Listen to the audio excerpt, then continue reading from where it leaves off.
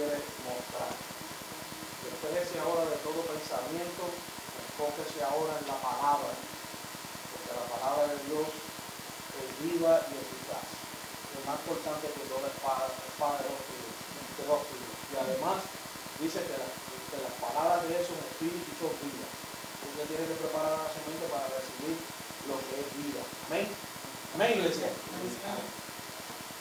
Lee así la palabra del eterno Dios.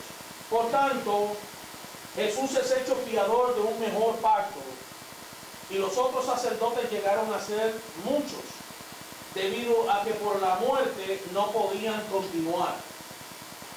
Mas este, hablando de Jesús, por cuanto permanece para siempre, tiene un sacerdocio inmutable. Jonathan, you go ahead. Por lo cual pueden también salvar perpetuamente a los que por él se acercan a Dios, viviendo por siempre para interceder por ellos. Porque tal sumo sacerdote nos convenía, santo, inocente, sin mancha, apartado de los pecadores y hecho más sublime que los cielos, que no tiene necesidad cada día, como aquellos sumos sacerdotes, ahora está hablando de los sacerdotes de allá del orden levítico, de ofrecer primero sacrificios por sus propios pecados y luego por los del pueblo, porque esto lo hizo una vez y para siempre, Cristo Jesús, ofreciéndose a sí mismo, porque la ley constituye sumo sacerdote a débiles hombres, pero la palabra del juramento, o sea, la que declaró Dios, posterior a la ley, al Hijo, hecho perfecto para siempre. Amén. Que el Señor añada bendición a su palabra. ¿Se pueden sentar? La semana pasada estuvimos hablando bajo el tema conformados en la verdad presente.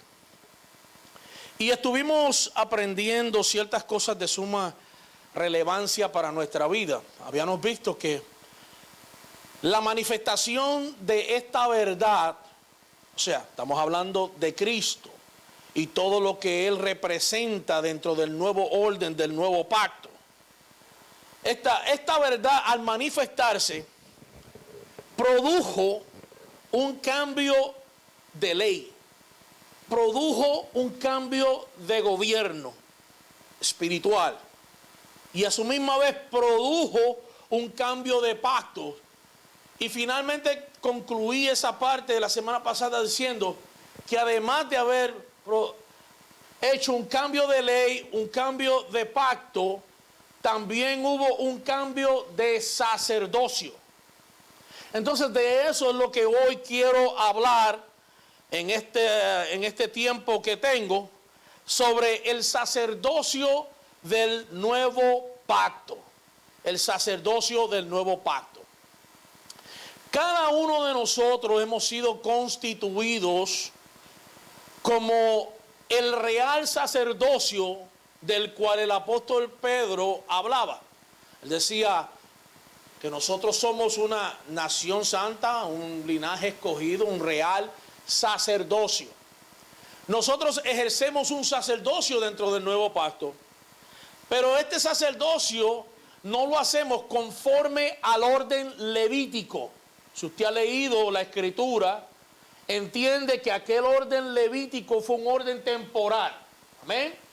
Donde aquellos hombres ministraban delante de Dios a favor de ¿quién? Del pueblo. Y estos hombres servían como mediador, servían como gente que sacrificaban por otros.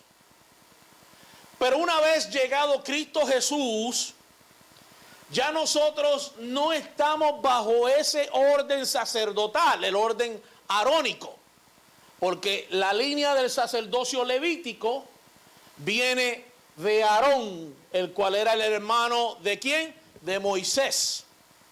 Entonces a él se le delegó las instrucciones, a él se le dio el modelo levítico del cual ellos iban a representar los pecados de los hombres y los pecados de ellos delante de Dios.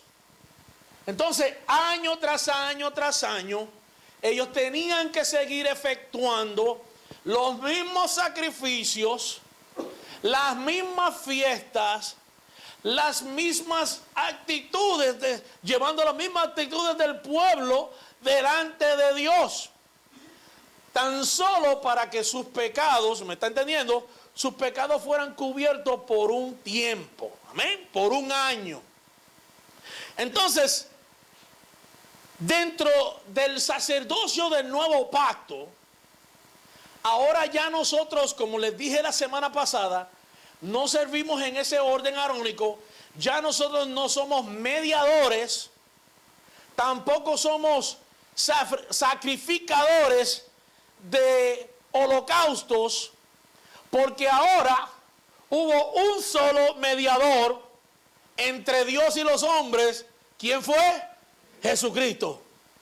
Entonces Jesucristo tomó ahora la responsabilidad de convertirse en el sacerdote que intercedería, que llevaría todos los pecados de los hombres, y el sacrificio que iba a hacer lo haría una vez y para siempre. Entonces aquellos holocaustos eran temporales y tenían un tiempo de expiración, pero el sacrificio que hizo Cristo es un sacrificio permanente, es un sacrificio eterno, es un sacrificio que no caduca con el tiempo, ni tampoco pasa a un lado a través de las edades del tiempo. Es un sacrificio que aún sigue vigente, y aunque muchos no quieran obedecer a la verdad de Cristo, el sacrificio de Cristo nunca ha perdido su efectividad. Porque siempre habrá un pueblo, habrá un remanente que han recibido la vida del Eterno y que viven por esa vida y que caminan por esa verdad y que declaran su justicia y que han entendido que todas las cosas han sido efectuadas por medio de Cristo y la voluntad del Padre en aquellos que le han recibido por medio de la fe. Amén. Entonces todo creyente en Cristo ahora no solo ha sido hecho participante de una nueva naturaleza, sino que en el nuevo pacto, además de haber atravesado una reforma de ley, una reforma de pacto, hemos recibido un nuevo sacerdocio no conforme al orden de Aarón. Esta gente ofrecían sacrificios de animales, como les dije, bajo una ley temporal. Entonces ahora, y lo que quiero plasmar hoy en nosotros, es qué tipo de sacerdocio hemos recibido nosotros. Es importante que entendamos esto. ¿Qué tipo de sacerdocio es el que ahora nosotros efectuamos, llevamos a cabo delante de Dios? El escritor de esta epístola de los Hebreos explica en el capítulo 5 un tema que había introducido ya desde el capítulo 2, versículo 7, donde nos muestra, nos presenta a Jesús como nuestro sumo sacerdote, no como un sacerdote cualquiera, sino como el sacerdote que tenía la responsabilidad de interceder por los pecados del hombre delante de Dios. Recuérdese que aunque habían sacerdotes que ministraban en el altar, que aunque habían sacerdotes que eran los que partían los holocaustos, un solo hombre entraba en el lugar santísimo. Y esto, después de él mismo ofrecer o ser lavado por sus propios pecados, él no podía llegar a esa presencia. Y se acuerda que en un tiempo atrás yo le hablaba de que a ese sacerdote le amarraban unas campanitas en el pie, Y a medida que iba entrando, las campanitas sonaban. Y después que, gloria al Señor, yo les di toda esa explicación de cuando estaba frente al arca del pacto y adoraba a Dios. Y cuando la nube descendía y ese hombre comenzaba a brincar y a saltar, el pueblo afuera daba gritos de júbilo y de alegría porque sabían que sus pecados habían sido cubiertos por un año. Miren de lo que se alegra la gente. Pero si no oían las campanas, era que el sacrificio no había sido acepto. Entonces había que con la misma cuerda que iba comenzar a jalarlo hacia afuera, porque nadie podía entrar al lugar santísimo. Pero nosotros dentro de este nuevo orden que tenemos, el nuevo pacto, todos nosotros servimos como sacerdotes que tenemos libre acceso por la gracia de Dios. Por eso podemos llegar ante el lugar santísimo, donde encontramos el oportuno socorro, donde encontramos la misericordia, donde encontramos todo lo que corresponde y proviene de Dios, sin que usted tenga la necesidad de que alguien tenga que ir a favor suyo. Por eso es que ahora el escritor de Hebreos nos presenta a Cristo como el sumo sacerdote, y el escritor escribió esta carta con el fin de explicar quién era Jesús el Cristo y lo que había logrado con su vida, con su muerte y resurrección. A través del escrito él demuestra la superioridad del ministerio de Cristo, y lo hace comparando el ministerio de Cristo con los ángeles, con Moisés, con Josué, con Aarón y con hasta Abraham mismo, el cual era considerado no tan solo como el padre de la nación, que a su vez se convierte en una figura de gran importancia dentro de la historia de Israel.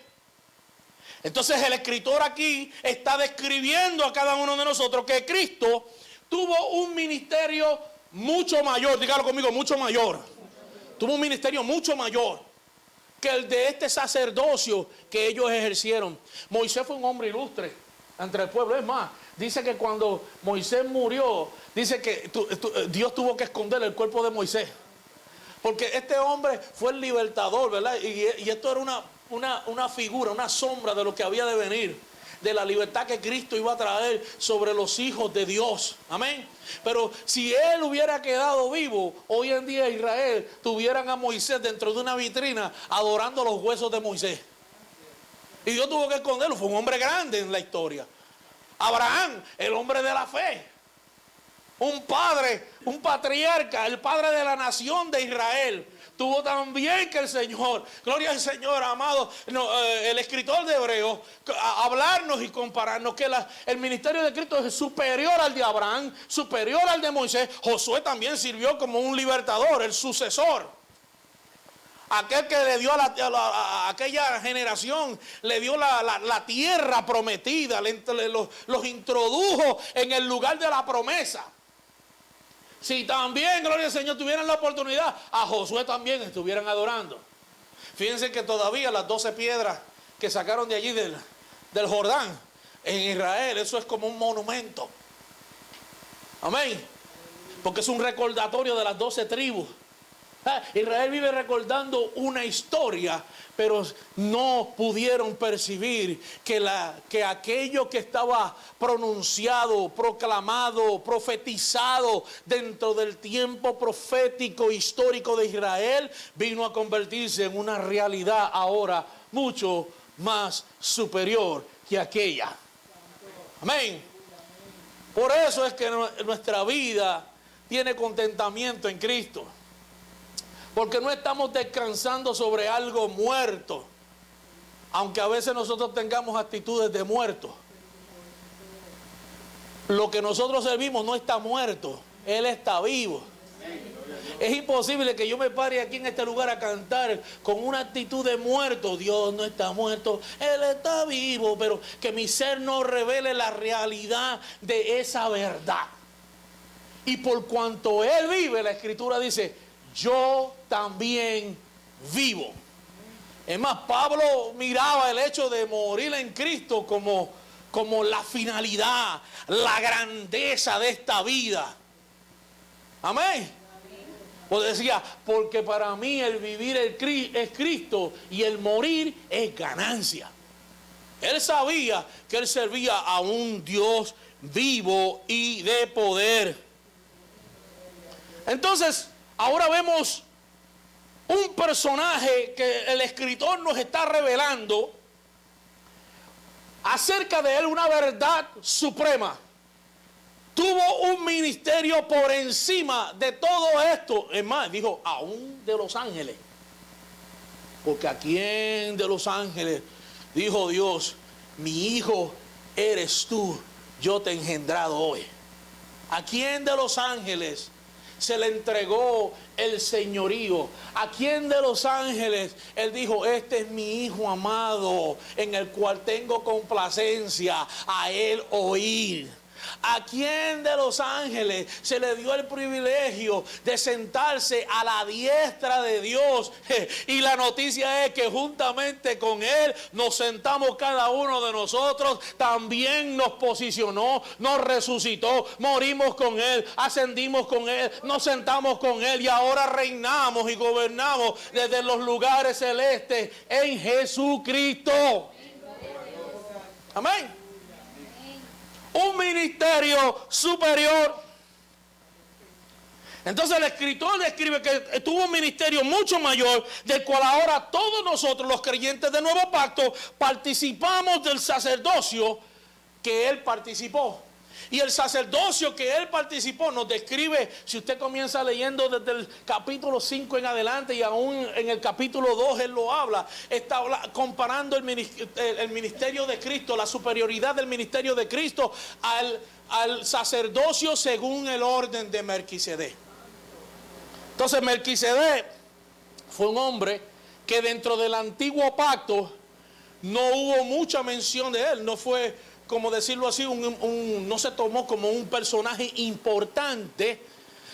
Y es aquí donde nos perdemos la grandeza, porque de él, desde el antiguo pacto, ya comienza a hablarse algo de él que nos debe abrir el entendimiento, nos debe producir curiosidad de entender quién era este hombre al cual Abraham ahora, después de la victoria, cuando, yo no sé si usted ha leído toda la historia, pero cuando usted vio que Abraham había ido a rescatar a su siervo Lot, se había levantado una guerra entre los reyes de Sodoma, Gomorra y otros 4 reyes más, otros reyes que se unieron versus otros 5 reyes que se habían levantado y comenzó una guerra, y dentro de esa guerra el rey de Sodoma y Gomorra perdieron el dominio de su ciudad, huyeron de la batalla, y este hombre, no me acuerdo ahora el nombre, tiene un nombre un poco complicado, gloria al Señor, dice que tomó todo el botín de Sodoma y Gomorra y aún se llevó también a Lot dentro de aquellos que fueron atrapados. Y Abraham, un hombre de fe, se levantó con sus 300 siervos y fue a hacerle guerra a estos 4 reyes y los derrotó y rescató el botín y trajo a su siervo Lot. Y dice que después el rey de Salem, el rey de paz, el Melquisedec, aquel que fue según el ahora el cual se le hace relación a Cristo con él, dice que salió al encuentro de Abraham, y este Abraham dio el diezmo de todas las cosas a aquel hombre. Aquel hombre era considerado rey y sacerdote de Salem.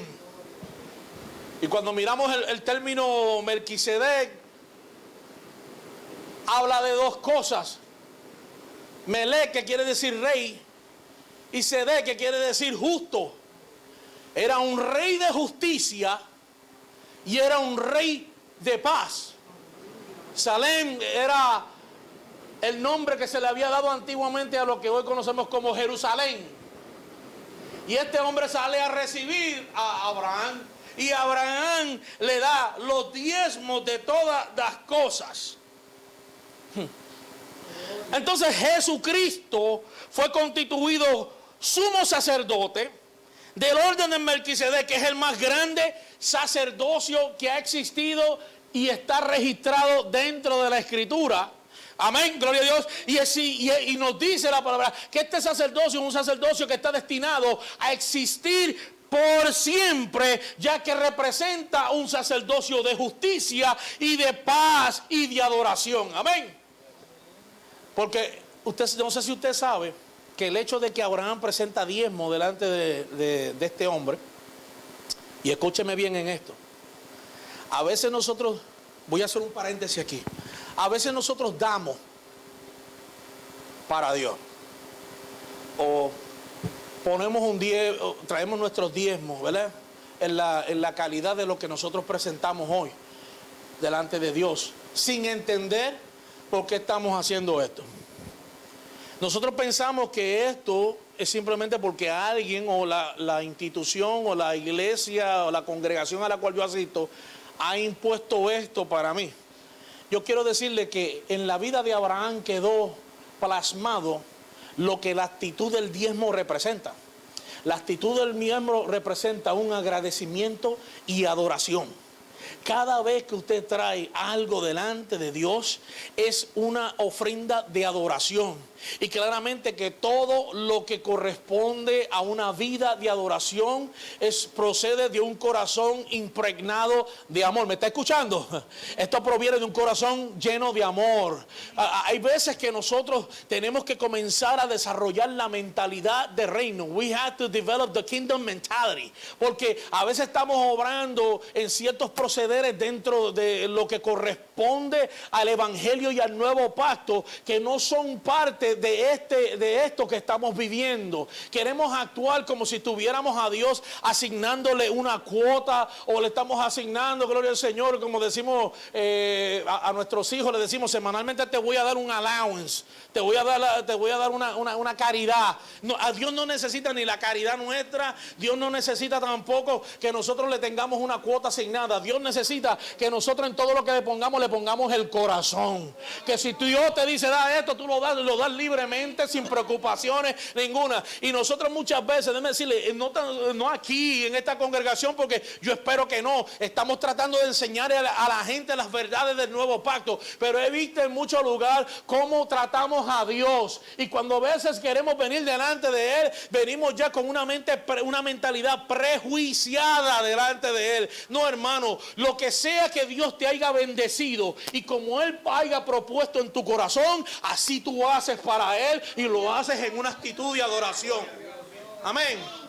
Porque a Dios no le damos de lo que nos sobra. A Dios no le damos después que sacamos todo y pagamos todos los biles y pagamos todas las tarjetas de crédito que le hemos cogido a Burlington y a aquel y a JCPenney y a todo el mundo. No. A Dios tú le das lo primero. Dios recibe la adoración primeramente antes que todas las cosas. Tú no puedes ir a adorar al Dios de este mundo. El Dios de este mundo es el dinero. Por eso es que estás comprometido con tanta deuda y tanta cosa, porque todo tiene que ver con dinero. Si no lo sabía, cuando tú te metes en una tarjeta de crédito, el Dios de este mundo te quiere amarrar. Amén. Porque entonces tienes que pagarle con dinero aquello que tomaste para ti, para un beneficio. Pero Dios, que es rico en misericordia, cuando nosotros le damos en agradecimiento a Él, no porque nos mandó nadie a dar, sino porque entendemos que esa es nuestra actitud de adorar. Dentro de la adoración que tenemos, eso forma parte de eso. Le traemos a Dios los diezmos, las ofrendas,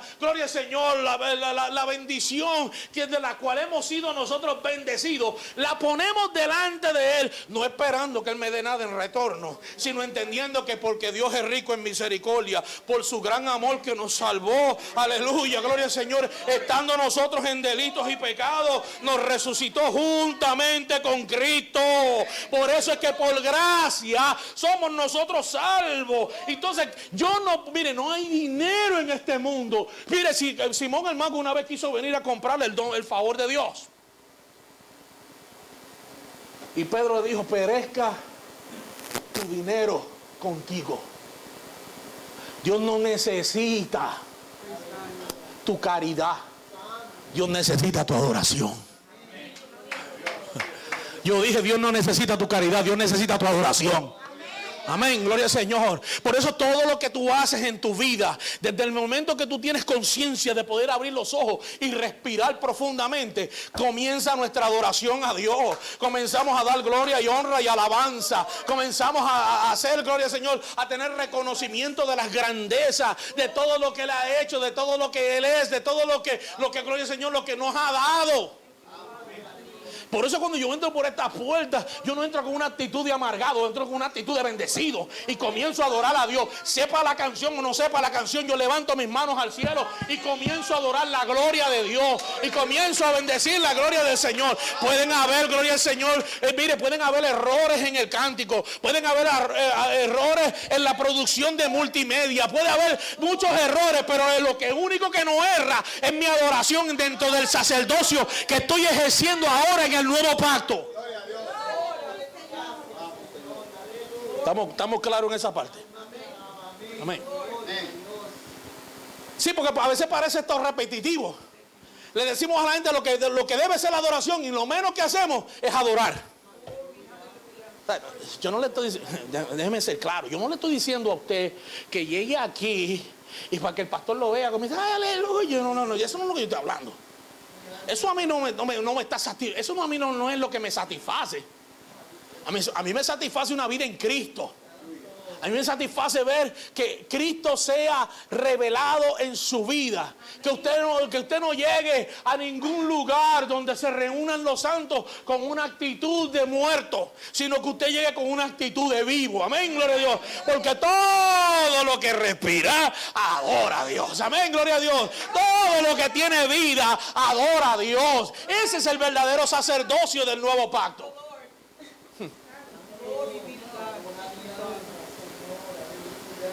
Entonces, ahora nosotros, por medio de Cristo, vivimos en un sacerdocio de justicia, de paz y de adoración.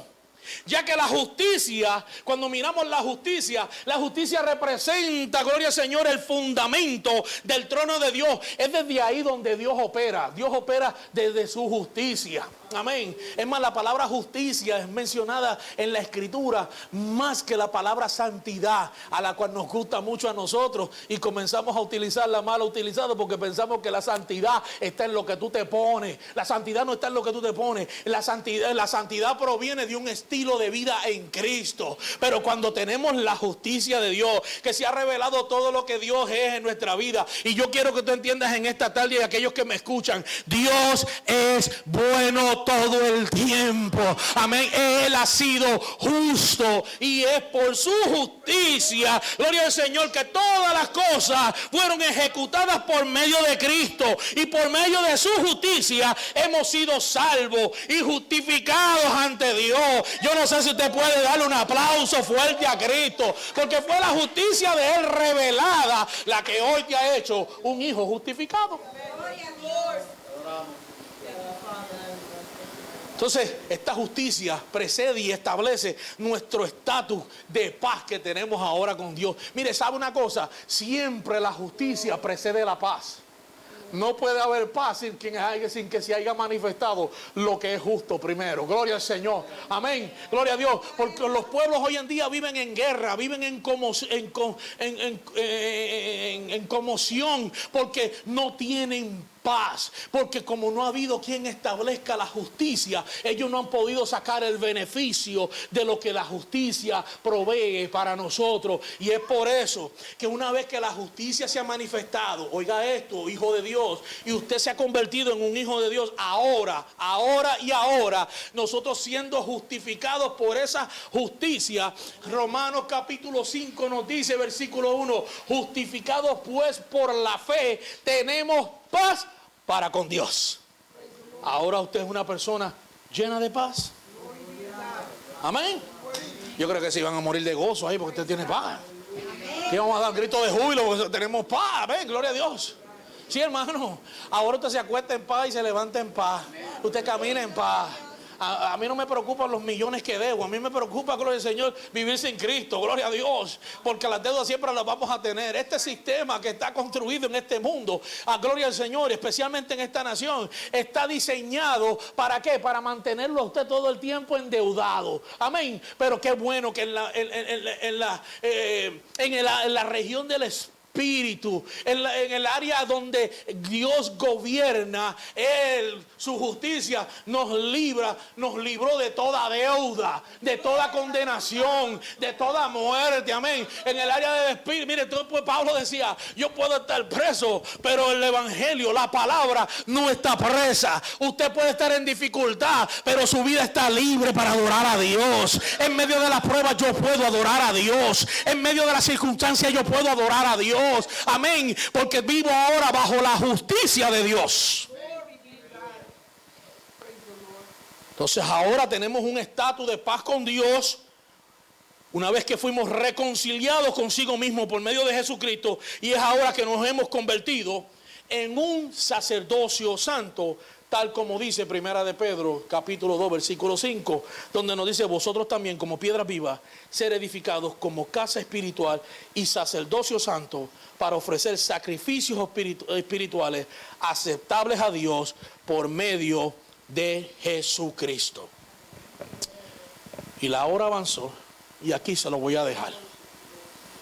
Pero yo quiero que usted entienda, y vamos a seguir elaborando sobre esta verdad, de que ahora nuestro sacerdocio está establecido en todo lo que Cristo es.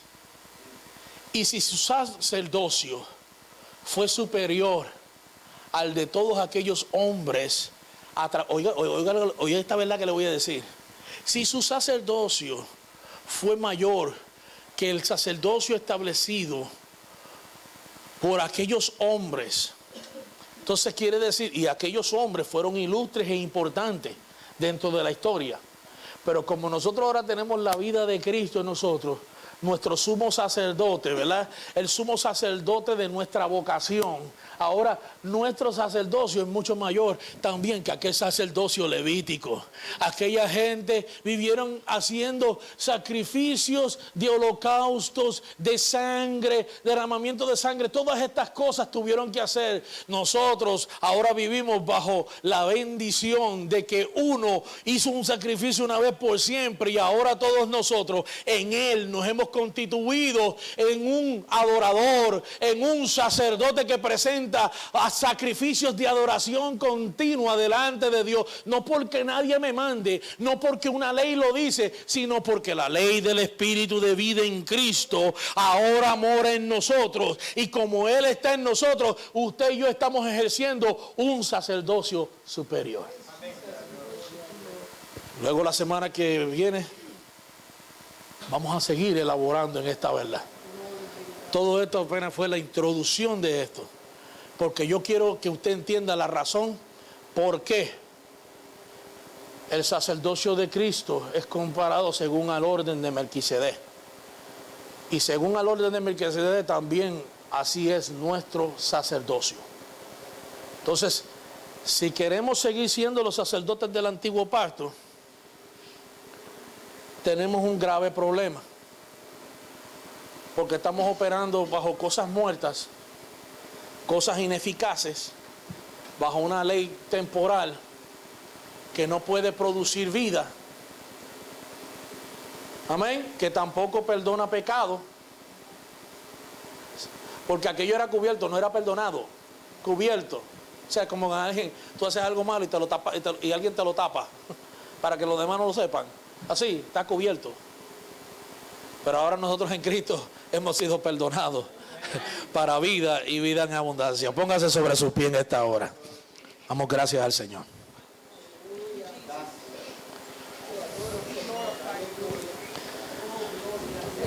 Damos gracias al Eterno. El sacerdocio del nuevo pacto. Ya estamos, ¿verdad?, casi por concluir esta serie. Llevamos como un mes y medio casi hablando de esto. Ya entre 2 o 3 mensajes más termino con esto, pero yo espero que después de terminar esto haya un despertar en nuestra conciencia. Porque hemos hablado, ¿verdad?, sobre lo que el nuevo hombre en Cristo es. La expresión corporativa. de Cristo. Todos juntos, todos unidos y un Cristo repartido entre todos nosotros. Somos miembros de ese cuerpo que actuamos bajo la misma función y bajo la misma unidad. Que uno no es más importante que el otro, ni el otro es más importante que el uno. Que aquí nuestra salvación no depende de un hombre. Que aquí simplemente estamos siendo beneficiados los unos de los otros porque todos nos hemos constituido en colaboradores de Cristo. Amén. Entonces por eso le digo que lo suyo es importante y lo mío también lo es. Cada vez que tenemos la oportunidad de repartir o compartir algo, compártalo porque usted tiene su vida en Cristo. De lo contrario, no pierda su tiempo. Amén. Y hemos recibido una verdad presente, lo cual es la verdad absoluta de todas las cosas. En esa verdad operamos, en esa verdad nos movemos y en esa verdad somos. No permito a nadie que me lleve otra vez a un yugo de esclavitud. Yo fui libertado de la condenación del pecado y la muerte. He sido trasladado de un reino, salí del reino de las tinieblas al reino del amado Hijo. Eso es la Escritura. Amén, gloria a Dios. Mi alma adora a Dios. He recibido una nueva naturaleza, no la de Adán. Tengo la naturaleza de Cristo. Tengo la imagen de Cristo. Ya no soy sombra, sino soy imagen de Él. Todo eso es lo que nos habla la palabra de Dios. Nos dice que somos servidores de Dios. ¿Sabe? Siervos que estamos en completa sujeción al señorío de Cristo. ¿Usted me oyó? En completa sujeción al señorío de Cristo. Cristo gobierna sobre mí y yo hago lo que Cristo dice. Amén. No lo que yo quiero.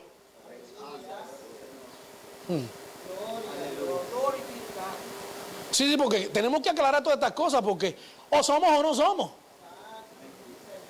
O estamos en su señorío o estamos en el señorío de Adán todavía. ¿Estamos en las cosas celestiales o estamos todavía en las cosas terrenales?